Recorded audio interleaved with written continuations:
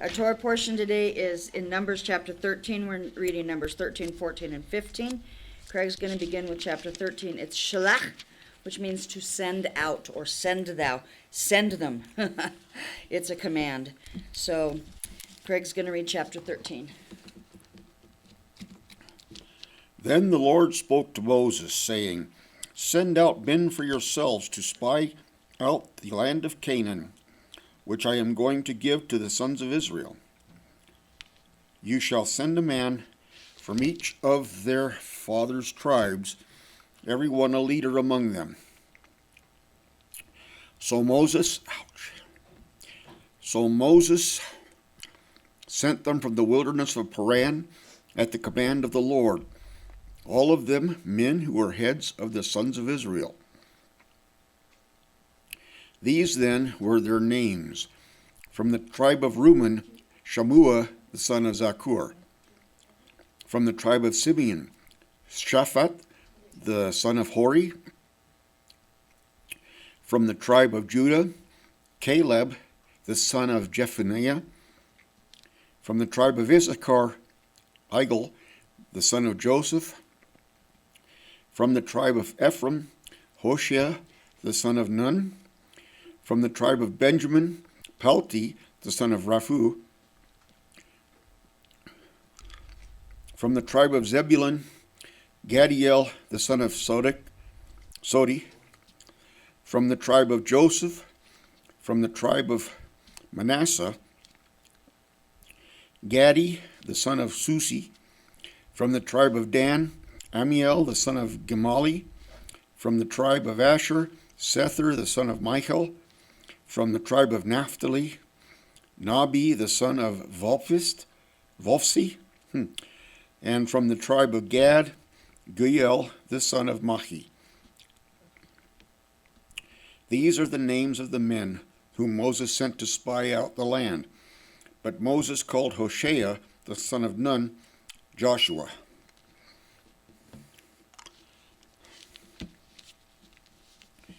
When Moses sent them to spy out the land of Canaan, he said to them, Go up there into the Negev, then go up into the hill country. See what the land is like, and whether the people who live in it are strong or weak, whether they are few or many. And how is the land in which they live? Is it good or bad? And how are the cities in which they live? Are the people in open camps or in fortifications? And how is the land? Is it productive or unproductive? Are there trees in it or not? And show yourselves courageous and get some of the fruit of the land. Now the time was the season of the first ripe grapes.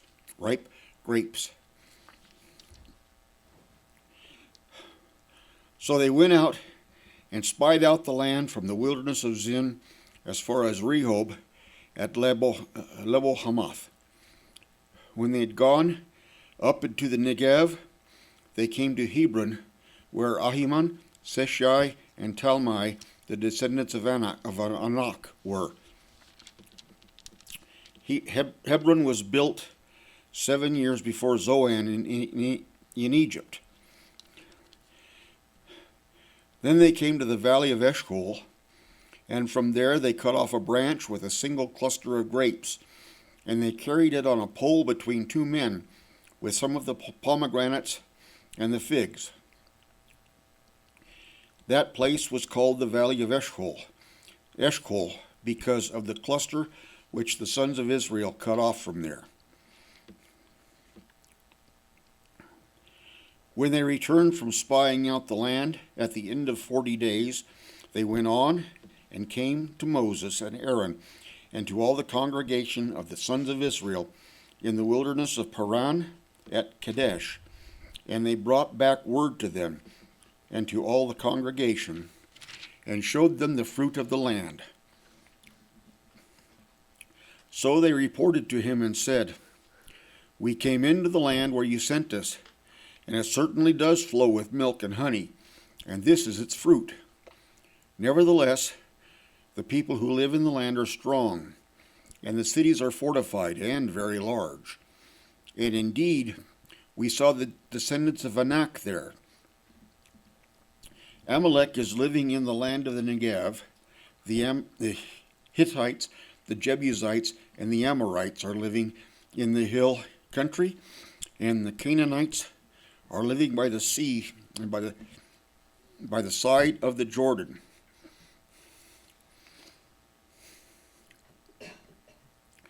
Then Caleb quieted the people before Moses and said, "We should by all means go up and take possession of it, for we will certainly prevail over it." But the men who had gone up with him said, "We are not able to go up against the people, because they are too strong for us." So they brought a bad report of the land, which they had spied out to the sons of Israel, saying, "The land through which we have gone to spy out is a land that devours its inhabitants, and all the people whom we saw in it are people of great stature. We also saw the Nephilim there. The sons of Anak are part of the Nephilim. And we were like grasshoppers in our own sight, and so we were in their sight."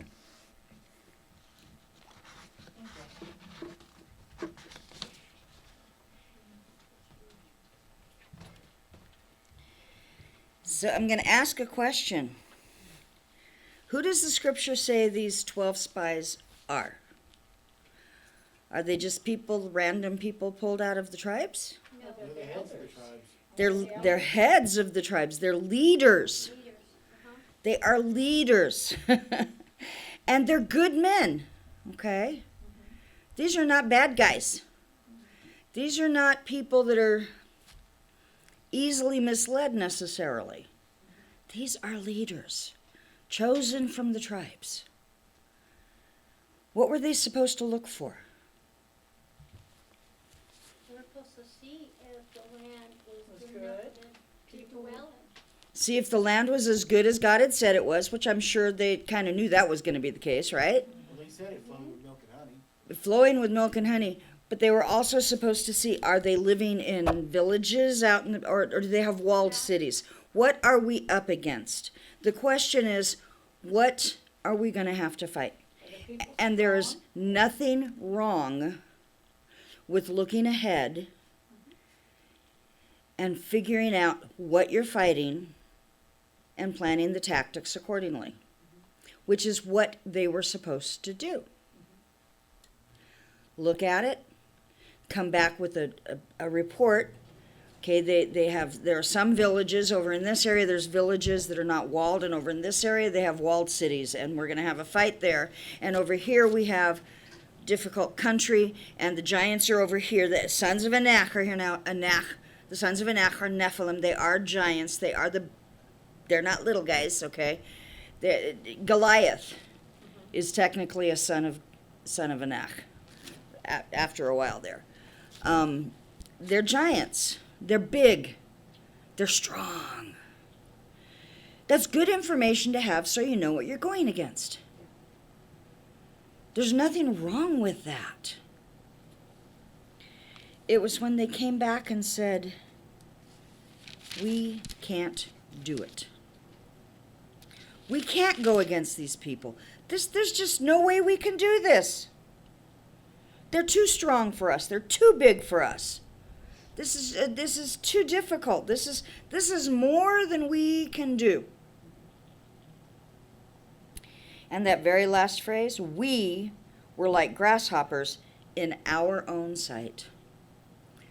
We felt like grasshoppers next to these guys. And so we were to them. Well, that's making a big assumption, right? But the first thing is that they saw themselves as grasshoppers. They forgot some things. They forgot who God is. This is a people, and this is the part that I struggle with, and yet I see it true with all of us too. And they get, because they got scared? They got scared. Yeah. And that depends on who you ask, and I'll talk about a different perspective on it later. But here's this position of, these are people who see the cloud by day and the fire by night. They see it. It's there. It's visible. There's no questioning what direction God is leading. It's there. Everyone is following this cloud. They get manna every morning. That's a miracle, right? When people complained and wanted meat, they got quail. Yes, it was too much, but they got it. Yeah. When they needed drinks, they needed water, God gave them a rock that Moses struck. And this rock, according to the rabbinical sources, literally this fountain followed them through the wilderness. It went with them. This rock that Moses struck with the water went with them. They carried the rock with them. Oh. They didn't have to carry it. It went. It was a miracle. They are seeing miracle after miracle after miracle. These people saw what God did to Egypt. I mean, God wiped out Pharaoh and his armies. And In the water. when you guys were totally helpless, God stepped up and did something about it, right? And yet here they are. We can't do it. Doesn't say much for the leadership, does it? It tells you that sometimes good leaders can be wrong. Okay? They can be good leaders and still be wrong about some things. Unless we get too upset with them, I'll tell you another perspective on why they said all of this. Because there's another perspective that's talked about in the Zohar and in other places that give us a whole different spin. It's not quite so negative. At the same time, I look at it and I go, Amalek is living in the land of the Negev and the Hittites, the Jebusites, the Amorites are living in the hill country, the Canaanites are living by the sea, by the side of Jordan. We can't do this. The people who live there are too strong. It's too big, too hard. And Caleb quieted the people before Moses. And he said, we should by all means go up and take possession. We'll read more about Caleb in just a few minutes. Chapter 14, Paula is going to read chapter 14, 1 through 25. I'll get there. She'll get there. You're walking better than you were last week. Yep. It's not as much pain, I can tell that. It's still pain, but I'm dealing It's with not it. as bad. No. Okay. Oh, number 1. Okay. Then all the congregation raised their voices and cried out. The people wept that night.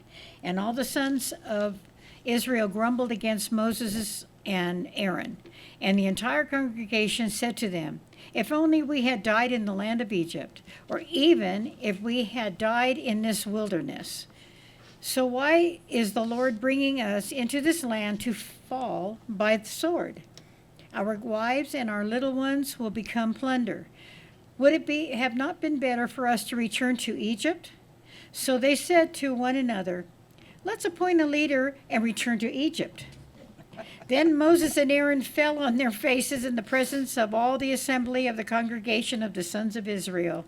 And Joshua the son of Nun and Caleb the son of Jephthah, of those who had spied out the land, tore their clothes, and they spoke to all the congregation of the sons of Israel, saying, the land which we passed through to spy out is an exceedingly good land.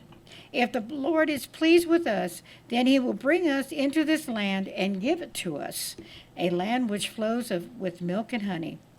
Only do not rebel against the Lord, and do not fear the people of the land, for they will be our prey. Their protection is gone from them, and the Lord is with us. Do not fear them. But all the congregation said to stone them with stones. Then the glory of the Lord, this came from somewhere, but it's stuck in my hand here. There, okay. Glory of the Lord appeared in the tent of meeting to all the sons of Israel. Moses pleaded to the people. And the Lord said to Moses, how long will these people be disrespectful to me?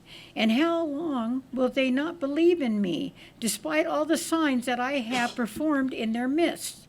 I will strike them with plagues and dispose dispossess them, and I will make you into a nation greater and mightier than they. But Moses said to the Lord, then the Egyptians will hear of it, for by your strength you brought this people up from their midst, and they will tell it to the inhabitants of this land. They have heard that you, Lord, are in the midst of this people, because you, Lord, are seen eye to eye, while your cloud stands over them, and you go before them in a pillar of cloud by day and a pillar of fire by night. Now, if you put these people to death all at once, then the nations who have heard of your fame will say, since the Lord could not bring his people into the land which he promised them by oath, he slaughtered them in the wilderness. So now, please, let the power of the Lord be great, just as you have declared, saying, the Lord is slow to anger and abundant in mercy, forgiving wrongdoing and violation of his law, but he will by no means leave the guilty unpunished, inflicting the punishment of the fathers on the children to the third and fourth generations. Please forgive the guilt of the people in accordance with the greatness of your mercy, just as you also have forgiven this people from Egypt and even until now. So the Lord said, I have forgiven them in accordance with your word. However, as I live, all the earth will be filled with the glory of the Lord. Certainly all the people who have seen my glory, my signs which I performed in Egypt and in the wilderness, yet have put me to the test these 10 times and have not listened to my voice, shall by no means see the land which I swore to their fathers, nor shall any of those who were disrespectful to me see it. But as for my servant Caleb, because he has had a different spirit and has followed me fully, I will bring him to the land which he entered, and his descendants shall take possession of it. Now the Amalekites and the Canaanites live in the valleys. Turn tomorrow and set out for the wilderness by the way of the Red Sea. And I think that's the last one. That's the last verse for you for today. Yeah. Well, for right now. The people are so upset about the words they've heard. They're so full of fear that when Caleb and Joshua tell them better, they're going to stone them. They're going to kill them. Now, remember this, okay? Sometimes the slavery that we carry with us, well, the worst slavery is slavery we carry with us after we've been delivered even. Yeah. Okay? They've been delivered. They were delivered from Egypt. God worked marvelous things. They didn't have, they're free. They can go and do what God has said, and God will help them, right? But they're still looking at the giants instead of looking at God. It's interesting because here we have people who've all of a sudden decided it's better where we were. They were slaves. Yeah. How were they going to get back? Egypt, okay? They're accusing God of bringing them in the wilderness to die. They're telling God, you brought us out here all to die. We need a new leader. We want to go back to Egypt. Now, Egypt is the place where their sons were murdered, right? It's the place where they cried out for deliverance. Yeah. It's a place where they begged God to free them. It's amazing how nostalgia sometimes works. Fear of today or tomorrow has a way of editing our memories from the past to where we start seeing things in a different perspective than they really were. And I talked about that last week, about sometimes we look back on days that then we just long for those days, the days when the baby was a beautiful taut baby, and you could hug and love on this baby, but this baby had colic, and you forget about that part. Right? As mothers, we know this place. Fathers know this place too in a different way. Sometimes we look back on the early days, we forget the struggles that we actually went through. We see the positive. And sometimes in looking at what's going in the future, we judge that by the way we think we remember the past. What we're forgetting is that God has helped us in the past. God is helping us now, and he will help us deal with the future as it comes. As it comes. Egypt, all of a sudden, in these people's minds, became a beautiful vacation destination. I'm reading this from a woman named Yael.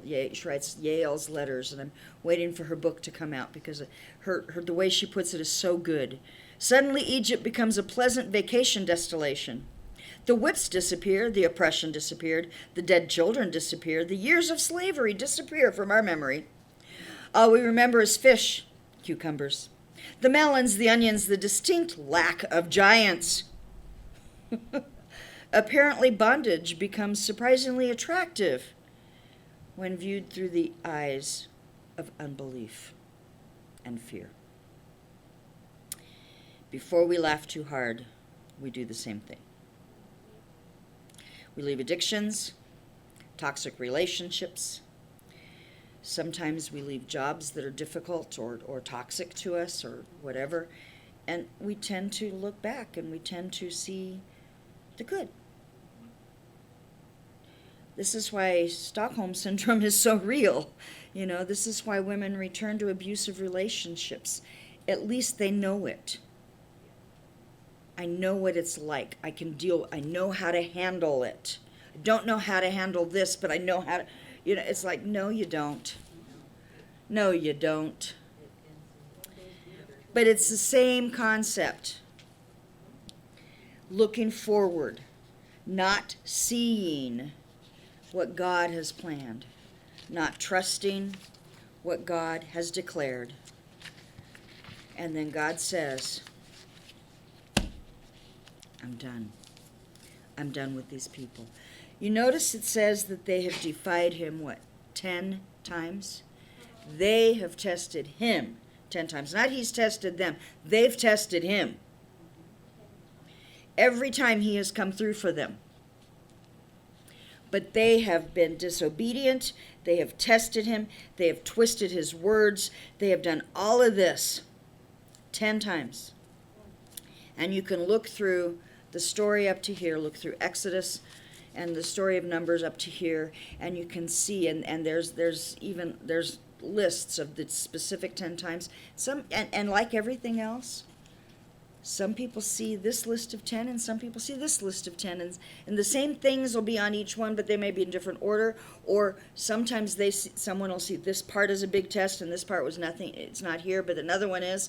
But there have been 10 specific times, it says here, that they have not trusted God. And I love it. He's so... Do you think God really was going to wipe them all out? No. Or does he know Moses? And he knows that Moses is going to argue, right? He knows. He says, I'm going to wipe him out and start over with you, Moses. And Moses goes, nope. We've been through this before, God. Right? We've been through this before because Moses has been there before with God. Mm-hmm. Yes. He's argued before with God. And God, your reputation is on the line here. Sometimes I think when we intercede for difficult situations, we forget something. God's reputation is on the line. We're so busy looking at us and our pain and our suffering and we forget to say, wait a minute, God, you said you said you were going to bring us through this. Sometimes we do have to step back and go, well, it wasn't quite the way we thought it would be. But did he bring you through it? If you're here today, he did, right? He always brings us through if we don't give up. if we don't give up. The wilderness story is not just Israel's history. It's a picture for us. It's a reminder for us. Giants will not stop God's promises. The giants that come against us will not and cannot stop God's promises for us. And there's more in the reading. There's more in the reading. God does forgive. Yes, there are consequences to unbelief. They have declared, He brought us out here so we'll all die in the wilderness. That's what they declared, and God said, okay, you can have what you want. You will have what you said. You said you would all die in the wilderness? You will. You will die, but your children will go on. And they will pick up the torch where you dropped it. And then they get to go and wander. Turn around tomorrow, set out for the wilderness by the way of the Red Sea. That was the last verse that Paula read. We're going to keep going. Frank is going to read chapter 14, verse 26 to the end of the chapter. I don't know if I have it marked because I had a little sticker on my finger. Ah, On my thumb. that's it. It came off on your, oh, that's what you were talking about. Okay. Numbers chapter 14, verse 26 to the end of that chapter. Lord spoke to Moses and Aaron, saying, How long shall I put up with this evil congregation who are grumbling against me? I have heard the complaints of the sons of Israel, which they are voicing against me. Say to them, As I live, declares the Lord, just as you have spoken in my hearing, so I will do to you. Your dead bodies will fall. This is bad. Anyway, I know. But it's what they said would happen. Your dead bodies will fall. Where is it here now? Your dead bodies will fall in this wilderness, and all your numbered men according to your complete number from 20 years old and upward who are grumbling against me by no means will come into the land where I swore to settle you, except for Caleb and the son of Jephthah, and Joshua the son of Nun. Your children, however, whom you said would become plunder, I will bring them in, and they will know the land which you have rejected. But as for you, your dead bodies will fall in this wilderness. Also your sons will be shepherds in the wilderness for 40 years, and they will suffer for your unfaithfulness until your bodies perish in the wilderness, in accordance with the number of days that you spied out the land, 40 days. For every day you shall suffer the punishment for your guilt, that a year, that is 40 years, and you will know my opposition. I, the Lord, have spoken. I certainly will do this to all this evil congregation who are gathered together against me. They shall be worn out in this wilderness, and there they shall die. As for the men whom Moses sent to spy out the land, who returned and led the congregation to grumble against him by bringing a bad report about the land, those men who brought the bad report, and the land also died by a plague in the presence of the Lord. But Joshua the son of Nun, Caleb the son of Jephthah remained alive out of those men who went to spy out the land. Now, when Moses spoke these words to all the children of Israel, the sons of Israel, the people murmured greatly in the morning. However, they got up early and went to the ridge of the hill, saying, Here we are, we will go up to the place which the Lord has promised, for we have sinned. But Moses said, Why then are you violating the command of the Lord? Then doing so will not succeed.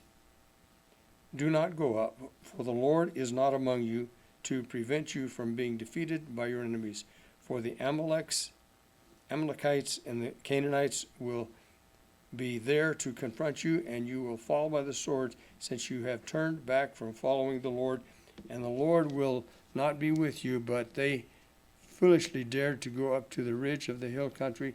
Neither the ark of the covenant of the Lord nor Moses left the camp. Then the Amalekites and the Canaanites who lived in the hill country came down and struck them and scattered them as far as Hormah. They still don't listen. They still don't listen. Well, there were a few of them now. They want to go when God says no. They don't want to go when God says go. You know, and it's hard. And the New Testament tells us that this stuff was all written for our benefit. Okay? God, this is one of the proofs to me of the scripture being from God. He doesn't make them all out to be perfect heroes, does he? He shows their humanity. Even Moses, he shows humanity. All of the great men of God, none of them were perfect. God's people, they didn't believe. And because they didn't believe, they didn't get to go in. But God's promise still stood. God's promise still stood, and he gives it to their children. And they still don't want to believe. And they go up against. It's important to follow God. When he says go, that's when you go.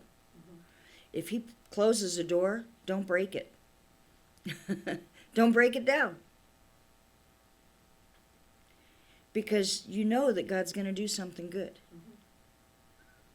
He's going to do something good. And in all probability, it won't be just for you.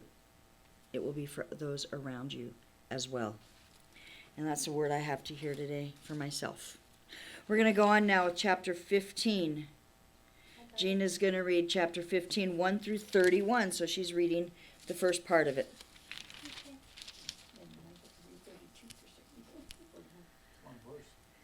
Huh? It is a long chapter, yeah. Gina's going to read the first 31 verses of it. And this is part of what God does when he says, you want to remember my words. You need reminders so you can obey me. And so he gives us some of those here. And I'll explain that, how that fits. I've been writing notes. You've been writing notes, huh? Notes or questions? Questions? Okay, we'll have a good discussion at lunch. Oh, yeah. Because some of the questions I have lead into another question. Yep. Lead into another one. Always. That's why I want you to hold them until lunchtime, because I want to be able to stick to the main message. We'll call it a rabbit hole. Yeah, rabbit holes. Sometimes rabbit chases are really fun and they're really good and they can be love very 'em. beneficial. But sometimes there's something I need to say. So anyway, Okay. chapter 15. Now the Lord spoke to Moses, saying, Speak to the sons of Israel. Say to them, when you enter the land where you are going to live, which I am giving you, and you make an offering by fire to the Lord, a burnt offering or a sacrifice to fulfill a special vow, or as a voluntary offering, or at your appointed times, to make a soothing aroma to the Lord from the herd or from the flock, then one who presents his offering shall present to the Lord a grain offering, a tenth of ephah of fine flour mixed with a fourth of a hint of oil.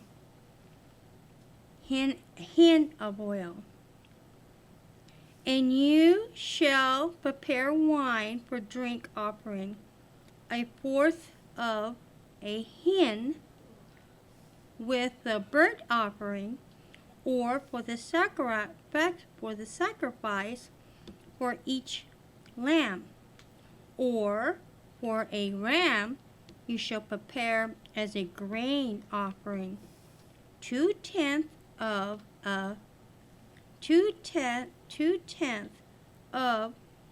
an ephah of fine flour mixed with a third of a hin of oil.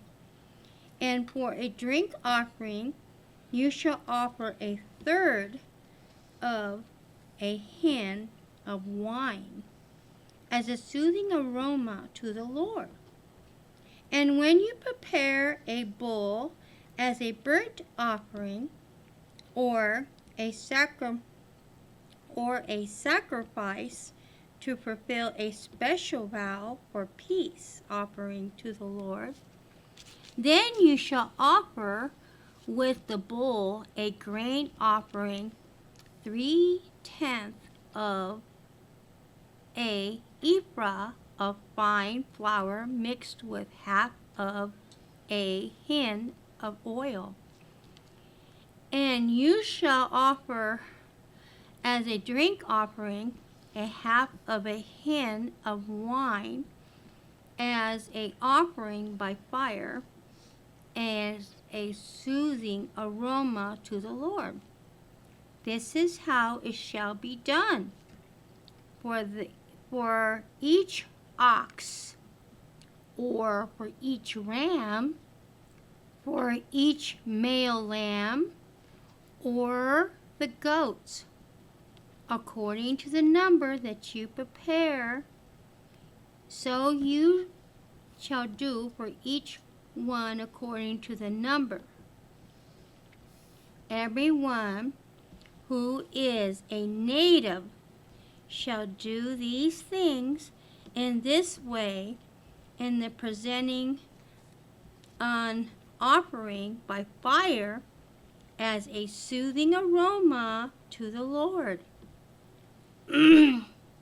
Now if a stranger resides among you, or one who may be among you throughout your generations, he wants to make an offering by fire as a soothing aroma to the Lord, just as you do, so shall he do.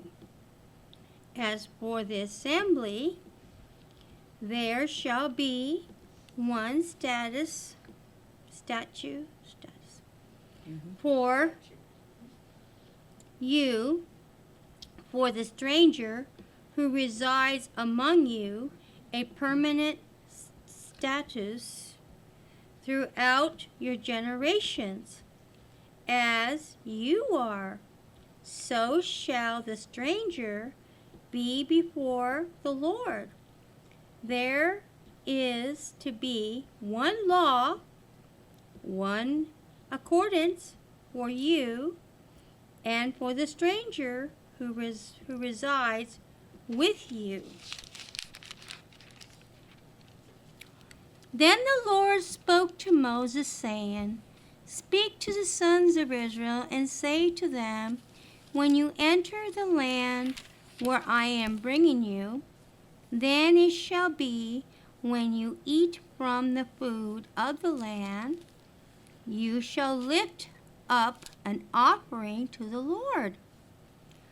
Of the first of your dough, as you shall lift up a loaf as an offering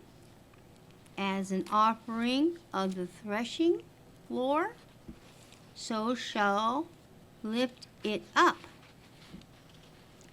From the first of your dough you shall give to the Lord an offering throughout your generations. But when you unintentionally do wrong and fail to comply with all these commands which the Lord has spoken to Moses, that is, that the Lord has commanded you through Moses from the day that the Lord gave commands and onward throughout your generation, then it shall be if it is done unintentionally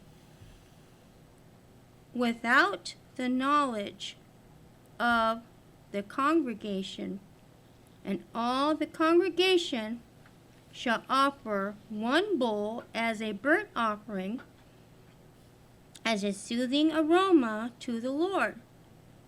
with its grain offering and its drink offering according to the ordinance. 1 male goat as a sin offering. Then the priest shall make an atonement for all the congregation of the sons of Israel, and they will be forgiven, for it will be unintentionally wrong. They have brought their offering, an offering by fire to the Lord, and their sin offering before the Lord, for their unintentionally wrong.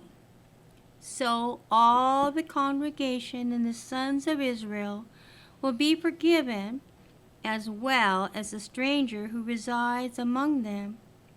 For the guilt was a tribute of all the people through an unintentionally wrong. Also, if one person sins unintentionally, then he shall offer 1 year old female goat as a sin offering. And the priest shall make an atonement before the Lord for the persons who goes astray by an unintentionally sin. Make an atonement for him so that he may be forgiven. You shall have one law for the native among the sons of Israel, for the stranger who resides among them, for one who does anything wrong unintentionally, but the person who does wrong defiantly, whether he is a native or a stranger, that is one blaspheming the Lord, and that person shall be cut off among his people, since he has despised the word of the Lord and has broken his commandment. That person shall be completely cut off. His guilt will be on him. So you notice that God has told them, you're not going into the land, right? But then what does he do? He begins to give them instructions for when you enter the land. So you're not going, your children will. When you enter the land, when this happens, when the promises are fulfilled, there are things you're going to do. And he gives them instructions. In other words, God doesn't take away hope without giving hope. Even when he brings judgment, he gives hope. There is hope for the future. And he's instructing them on what to do in the future so that they don't lose hope. So they don't just quit. There are things they're going to need to be doing. There's instructions for offerings. There's instructions for use for all of that. When you unintentionally do wrong, did you notice all of that times it says unintentionally? Unintentionally. We're talking about without malice, without Not meaning to. Well, as anger, as without- complicated as the law was, I can see that happening. exactly as complicated. Well, and honestly, what God says isn't all that complicated, but sometimes the way we apply it can be. And a lot of that is case study. It's looking at things that happen, and it can get very complex. But then the law is like that. Our laws in the United States are like that too. And there are things that we don't think about. We just do. And God is saying, when you are when you're not meaning to snub me, when you're not being defiant about it, when you just make a mistake, just come back to me. Just come. Notice there's not a single thing in here to do for when we are defiant, for when we do snub him, for when we are saying no to God in ways that are not appropriate. And we all have done that. The answer to intentional sin is repent. Repent. Repent. Repent. The answer to unintentional sin is to give God a gift and say, thank you for your forgiveness. The answer for intentional sin is repent and thank him for his forgiveness. But the repentance comes first.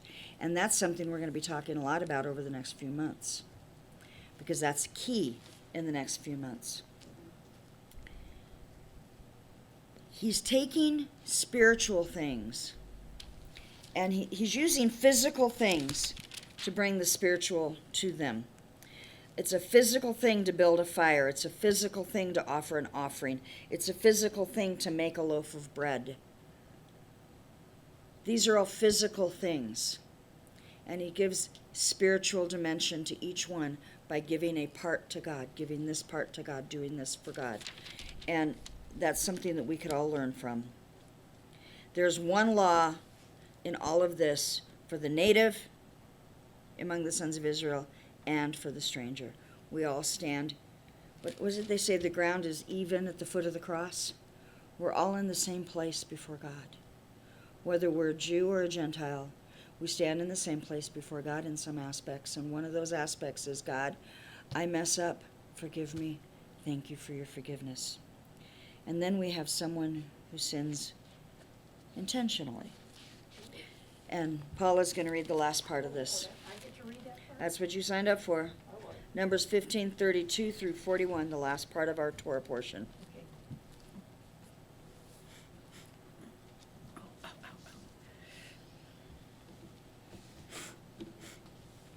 Now when the sons of Israel were in the wilderness, they found a man gathering wood on the Sabbath day. And those who found him gathering wood brought him to Moses and Aaron and to all the congregation, and they placed him in custody, because it had not been decided what should be done to him. Then the Lord said to Moses, the man must be put to death. All the congregation shall stone him with stones outside the camp. So all the congregation brought him outside the camp and stoned him to death with stones, just as the Lord had commanded Moses. The Lord also spoke to Moses, saying, speak to the sons of Israel and tell them that they shall make for themselves tassels on the corners of their garments throughout their generations, and that they shall put on the tassel of each corner a violet thread. It shall be a tassel for you to look at and remember all the commandments of the Lord, so that you will do them and not follow your own heart and your own eyes, which led you to prostitute yourselves, so that you will remember and do all my commandments and be holy to your God. I am the Lord your God, who brought you out of the land of Egypt to be your God. I am the Lord your God. That was it. He's caught. That was quick. Yeah, it's the last word.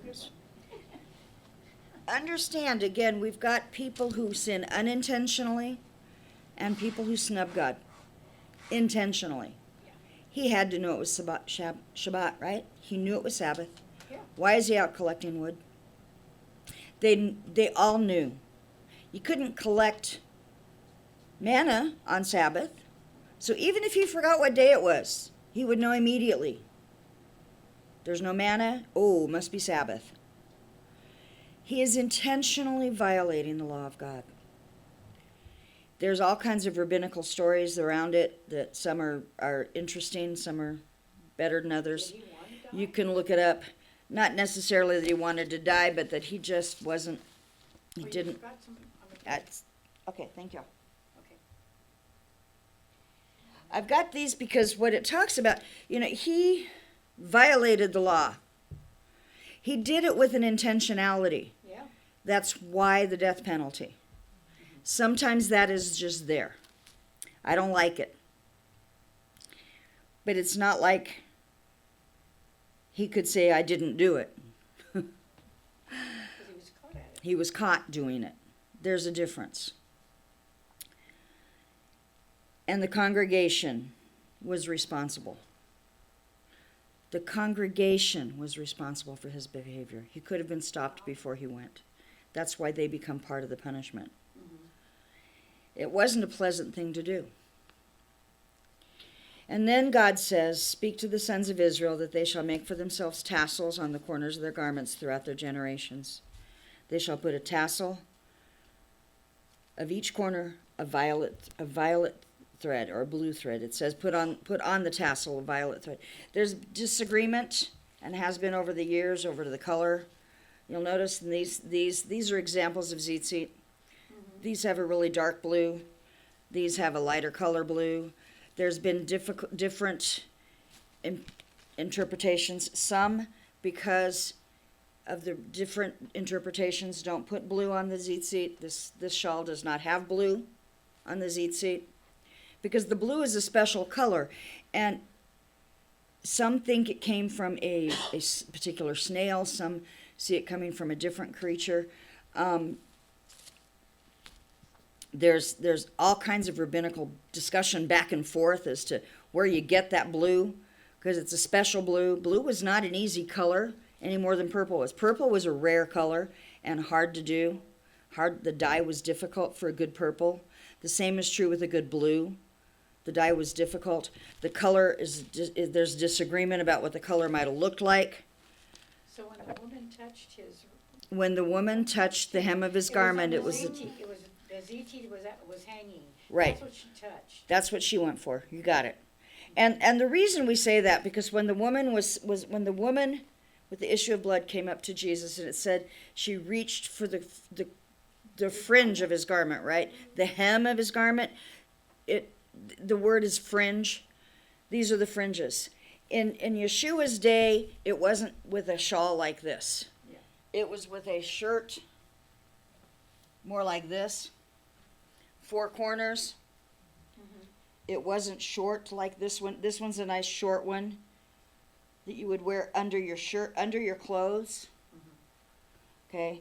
But in the time of Yeshua, it was longer. It was bigger. And actually, many of the rabbis wore them longer and longer and longer. And there was this kind of thing about, the longer your robe, almost like the bigger your talit, the more holy you are, which is it's kind of a silly thing. But, I don't have many of you ever been to a college graduation and you see the professors with their robes, and some of them have this color and some of them have that color and some of them had additional stuff, and each color, each part of that robe at the graduation that the professors wear are related to what their degrees are in and where their degrees came from.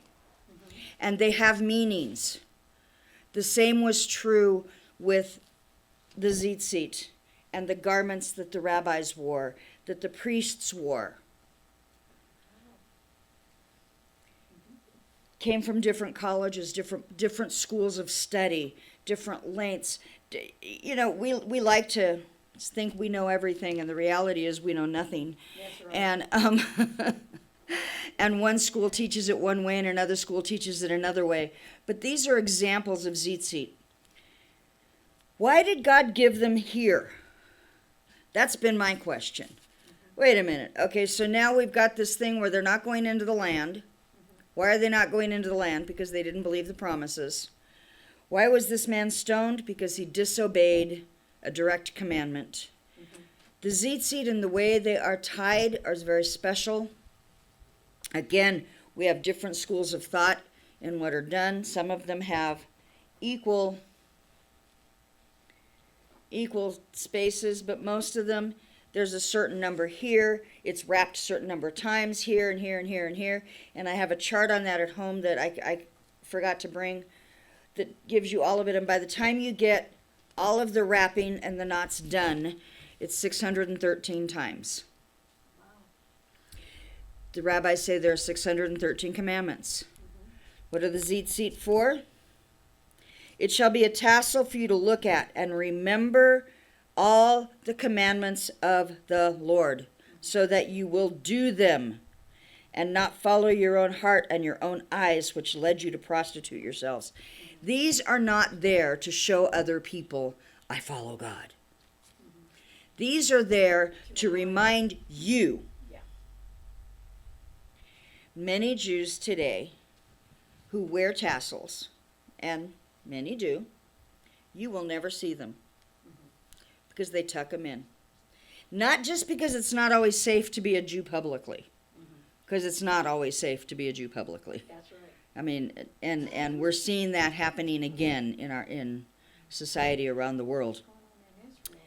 But because the tassel is for you, it doesn't declare to the world, it declares to you.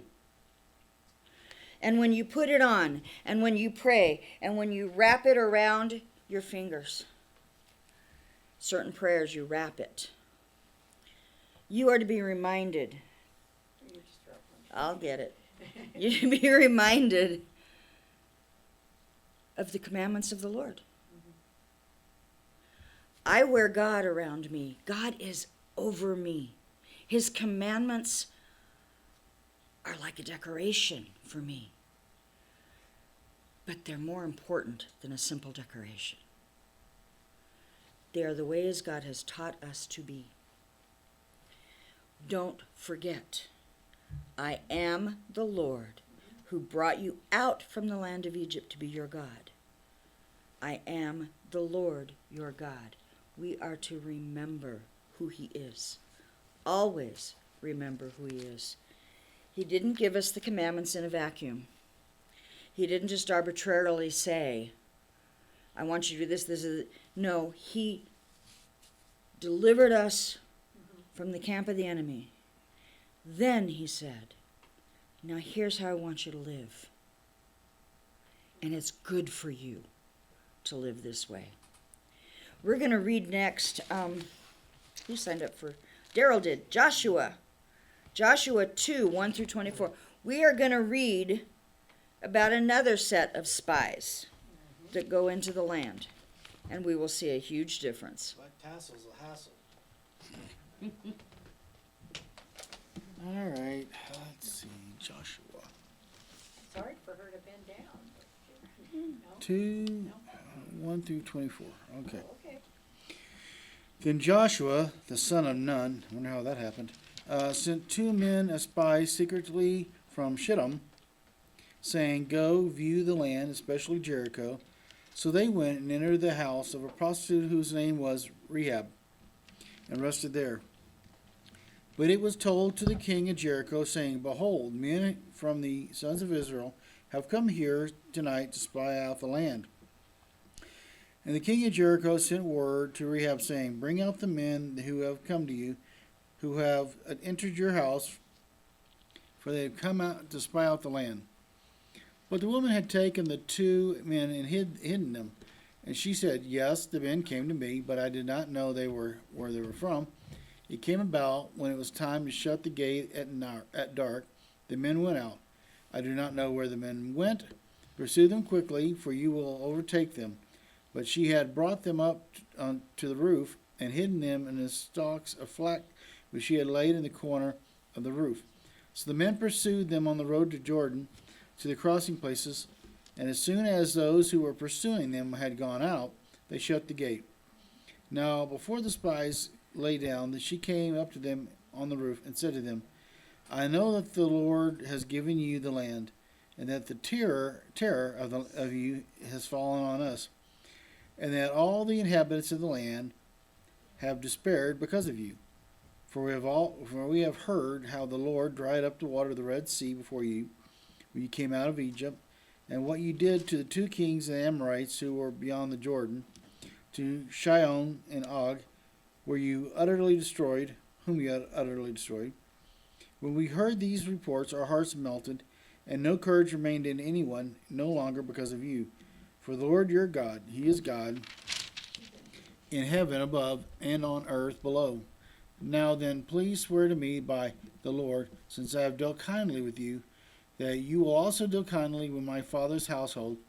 Give me a pledge of truth, and spare my father and my mother and my brothers and my sisters, and all who belong to them, and save our lives from death. So the men said to her, Our lives are for yours, if you do not tell this business of ours. And it shall come about when the Lord gives us the land, and we will deal kindly and faithfully with you.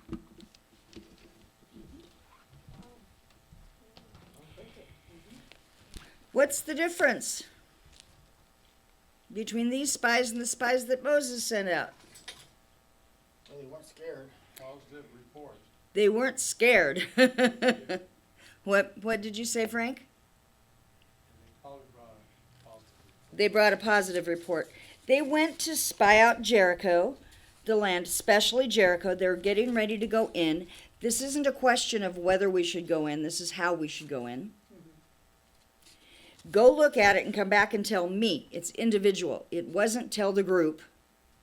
This is the leader saying, come and tell me these things, right? And they went. So Joshua sent them for himself.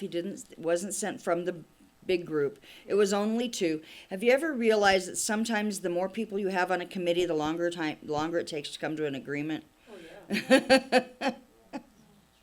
Sometimes too many cooks spoil the pot, right? I mean, that's just reality. These men believed God, and they heard from one of the women of the city, a prostitute. Well, that's who ran the hotels, the motels. If you needed a place to sleep in a strange city, that's where you went. It a whole different way of living than what we have today. But here we have it, right? And they heard what she said. The word has come to us. We've heard about what happened in Egypt. This is 40 years later. Yes, You notice that? yeah. News It's spread is- 40 years later. And they've all heard about it now. They all know. This group of people that came out of Egypt, God's taking care of them. We've all the reports are there. They have a God that is big. They have a God that can wipe our gods out because they wiped out the God. He wiped out the gods of Egypt. That's right. If their God can wipe out the gods of Egypt, what's he going to do to our gods? Pretty simple, right? And she says, I want to follow your God. And they made it possible. Rahab ends up being one of the ones in the lineage of Jesus. She ends up in the lineage of Jesus. Yes. I love that. Awesome. How God takes, and in fact, this is just something that I find phenomenal what God does. He takes people who are totally disrespected by society, and he turns them around, and he makes them something special. And it isn't society's value that counts. It's God's. She becomes part of the lineage of the Messiah for the nation of Israel, even as she acts as a way of saving these men here on the wall, in the walls of Jericho. I love that.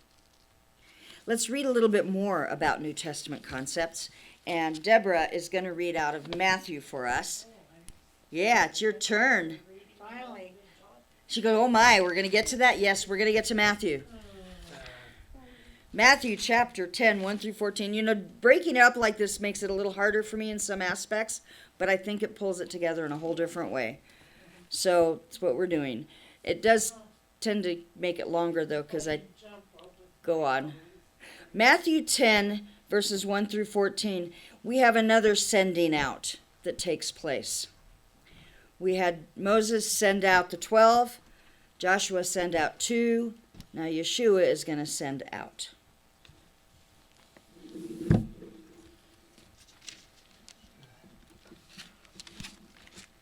She has to find it.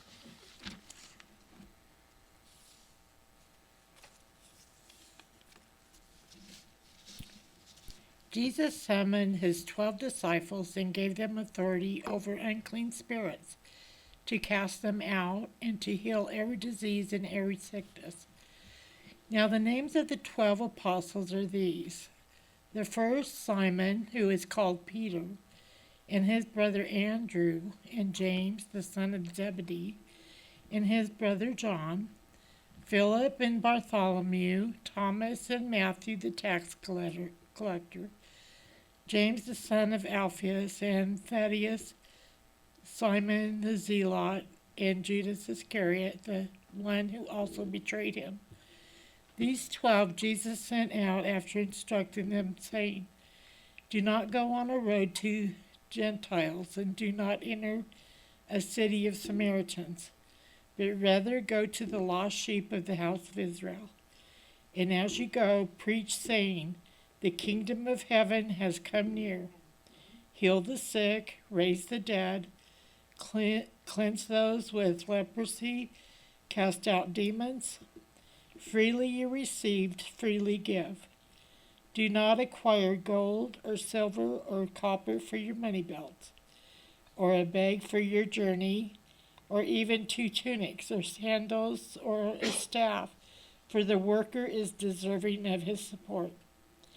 In whatever city or village you enter, inquire who is worthy in it, and stay at his house until you leave that city. As you enter the house, give it your greeting. If the house is worthy, see that your blessing of peace comes upon it. But if it is not worthy, take back your blessings of peace. And whoever does not receive you or nor listen to your words, as you leave that house or city, shake the dust off your feet."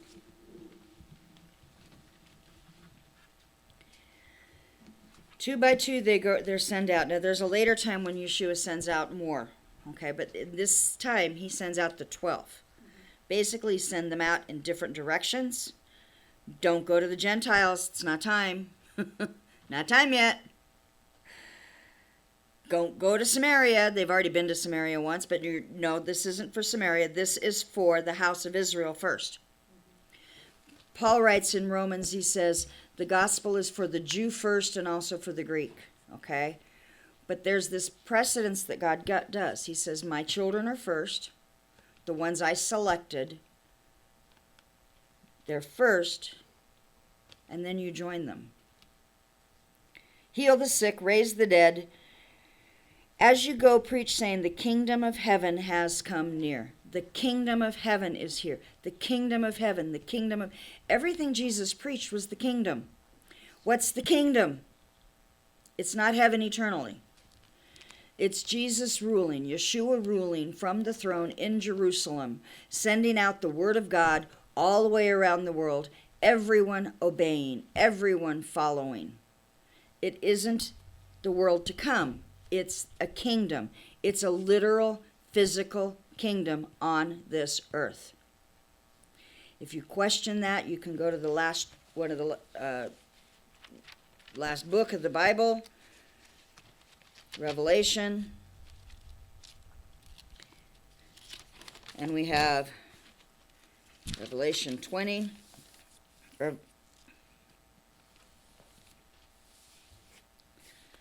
Revelation 19 and 20. It says, and the beast was seized, and with him the false prophet who performed signs in his presence.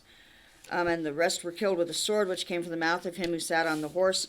Yeshua comes down from heaven, the white horse, all of that we've read about in before. And then I saw an angel coming down from heaven, holding the keys to the abyss and a great chain in his hand. And he took hold of the dragon, the serpent of old, who is the devil and Satan, and bound him for 1,000 years. And he threw him into the abyss and shut it and sealed it over him, so he could not deceive the nations any longer until the 1,000 years were complete. And after these things he must be released for a short time. Then I saw thrones, and that sat on them, and judgment was given to them. And I saw the souls of those who had been beheaded because of their testimony of Jesus, those who had not worshipped the beast, and that had not received the mark on the forehead. They came to life, and they reigned with Christ for 1,000 years. They reigned with Messiah. The rest of the dead did not come to life until the 1,000 years are complete. Thus is the first resurrection. Blessed and holy is the one who has part in the first resurrection. Over these the second death has no power. They will be priests of God and of Christ, and will reign with him for 1,000 years. There is a literal kingdom. coming to the earth. If you want to know what it's like, you're going to have to read the Old Testament prophets. Because the Old Testament prophets describe it. The word of the Lord going forth from Jerusalem. The men, 10 men from the nations grabbing hold of one Jew and saying, God is with you. There's a lot of prophecies about the kingdom. A lot of them. The New Testament doesn't focus on that much. Why? Because the Old Testament did. The prophets do. They tell us about a kingdom where a Jewish king rules the world. You think that's going to go over well? Well, it does for a while. At the end of the 1,000 years, the enemy is released from his prison, and war breaks out again. It's kind of a hard thing, isn't it? I've been doing a study this year with Torah Club, and we've been going through the end of days, and we keep wanting to get to the new earth, the new creation, the heaven. We want to get to the beautiful king. What happens at the end, and we keep getting. There's the kingdom, and then this in the kingdom, and this going to happen, and this going to, and all these things, and it's like it's almost discouraging how long it's going to be before there's a new heaven and a new earth, and the heavenly Jerusalem comes down from heaven. But they were going around and declaring the kingdom. The kingdom. The kingdom. See, the kingdom is important to God. Sometimes we forget about that. I remember actually hearing from someone who's been a Christian for years. Jesus is Jewish? What? Yeah, Jesus is Jewish. He was, he is, he will be a Jewish king. So if we don't like Jews, you better get over it, because God loves them. And he has chosen the least likely to be the best. That's what he's done. Like Rahab, a prostitute? Really? In the lineage of Messiah. He loves taking what the world despises and making something great. So instead of Rahab, should be Rehab. Rahab, yeah. Rehab, no. Rahab got rehabbed, right? We have them going around and declaring the kingdom of heaven, the kingdom of heaven. And as they did, they are living like the Israelites did in the wilderness. They didn't take extra clothes. They didn't have extra food. They didn't have any of that. God provided all along the way. Not the same way he did in the wilderness with Israel, as they wandered the wilderness coming from Egypt. But he provided for them through his people.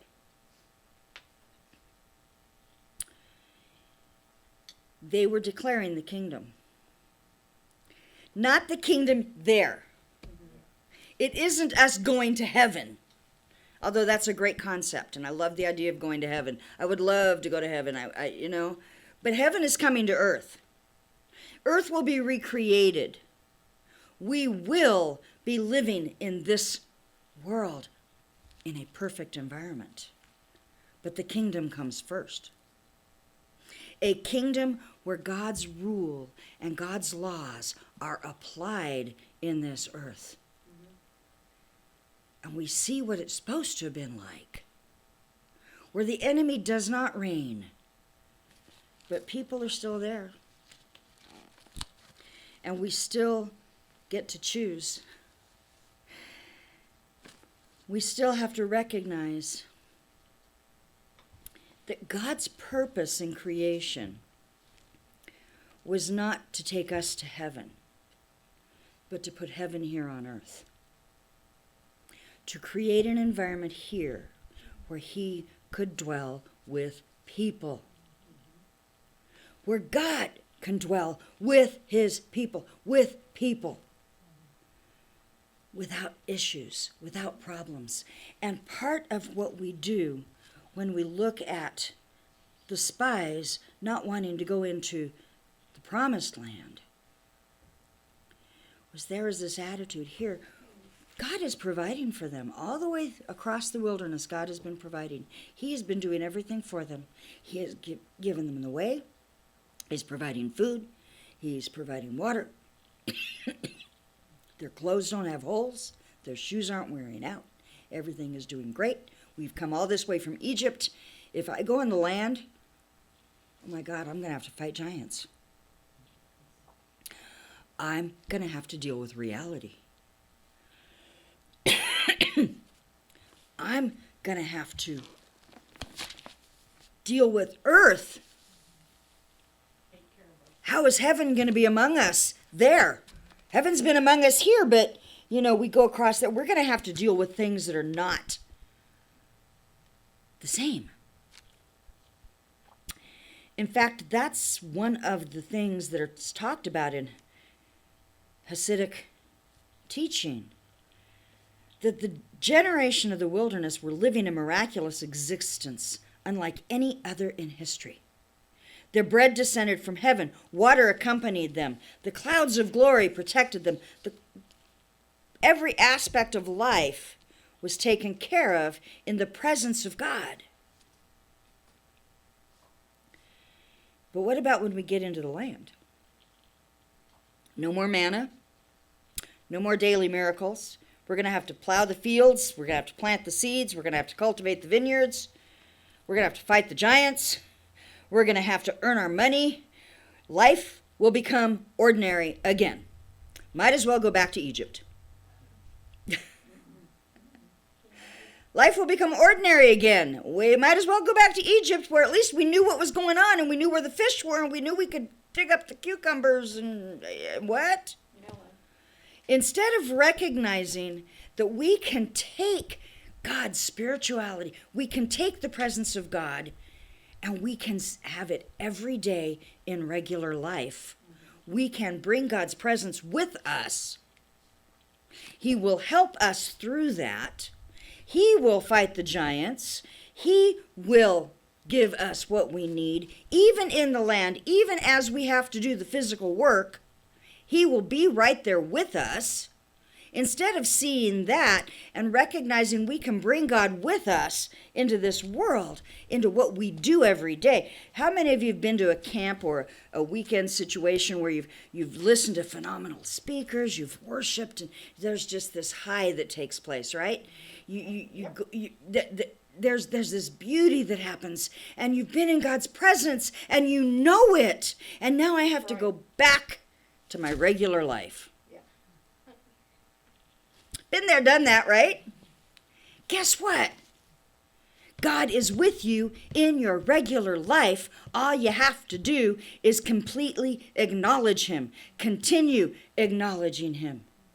In every circumstance. As you pull the weeds. I got a lot of weeds I need to pull in my yard, and I have not done any of it this year. It's a mess. Got a lot of other stuff I got to do. As you do the daily tasks, do them in prayer. Do them in gratitude. Do them in thankfulness. God has given us tzitzit to wear. Wear them. If it takes something actual physical for you to do, let me know. I've got tzitzit I can give you. We can get more. We can get the threads, and you can learn how to tie the knots yourselves, which is what a lot of people do, because Joy knows how to do that, don't you? You have the directions, yeah. And we've done workshops in that in the past, a long time ago. But the reality is what we really need to do is every morning when you get up, Lord, I love this prayer. I love this prayer. Lord, today is such a beautiful day. It's going so well. Nothing's happened that's against you. I haven't been upset about anything. It's beautiful. I'm stretching, and it's just gorgeous. But I'm going to get out of bed in a minute, and I'm really going to need your help. Right? That's the way to start the day. And when you get to that cup of coffee, God, I'm drinking this coffee to help me wake up, but God, I need you to be with me. I'm a coffee nut. I don't drink as much as people think. But I love the jokes about it, and so I post a lot of jokes about it on Facebook, and so people really think I'm a coffeeholic or whatever. The reality, everything I need is coffee and Jesus. Jesus and coffee. Jesus and coffee. In fact, someone sent me a song about that not long ago. With Jesus and coffee, I can make it, And the reality is, with Jesus, I can make it. Yes. I appreciate the coffee, but I say thank you, God, for another day. thank you, God, for another day. Remind yourself, what do you need to do to remember? And this is why God gave them the tzitzit, to remind themselves. Every morning when they get dressed, wear tzitzit on the corners of your garments. Put them on. Put on the armor of God, right? I'll show you something later. Let God be with you in reality, in today, in what you do, in who you see. We can't separate heaven from earth. We don't need to. The purpose of creation was never to have a physical world different from a spiritual world. We are supposed to put them together. God would have us work together with him to bring him into this world. The 12 disciples went out. The kingdom is near. They're preparing the way. Start recognizing God. Start knowing God. And I'm going to tell you right now, the kingdom is near you too. Because Jesus is with you. And he's the king. And where the king is, the kingdom is. But we've got to recognize it. We can't let fear blind us to what God has for us. We can't look at, this was wonderful and I want to stay on the mountain. Recognize God is in the valley with you. God is in reality with us. God is here now in everything we do. And it may not work out the way we think. A lot of times it doesn't. Sometimes it looks like the giants are winning. But really that's just God redirecting. Saying, okay, no, I don't want you going here. I want you to twist, turn. Let's do something different.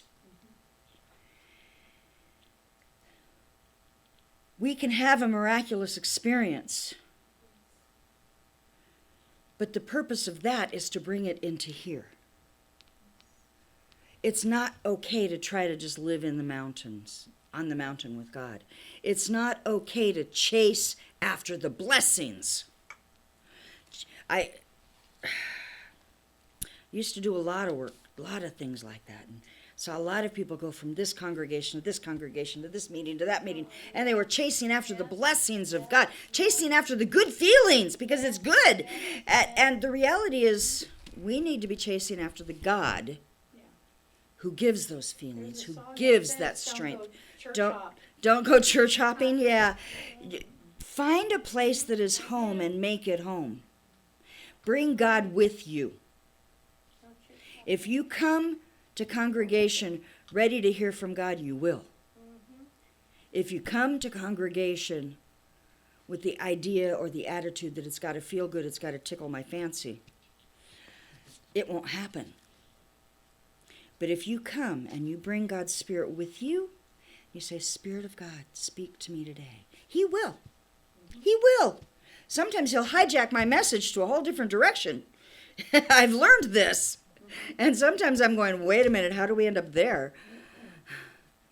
And then I find out later somebody really needed to hear what got said. So I don't hold as tight to my notes as I used to. Because we want to all hear from God. Bring heaven to earth. Bring God into your circumstances because he's here. He's not letting go. Don't you let go of him. As the woman grabbed the hem of his garment, grab onto God, right? That's it. Bring him with you. Remember who he is. Remember that he is with you. Sanctify your daily life. Sanctify your daily life. Remember who God is. The goal is not to escape the world. Sometimes I think it would be fun. It would be nice. The goal is to bring God into the world. Right? The goal is to bring God into the world, to elevate Him, to remember who He is, and live accordingly.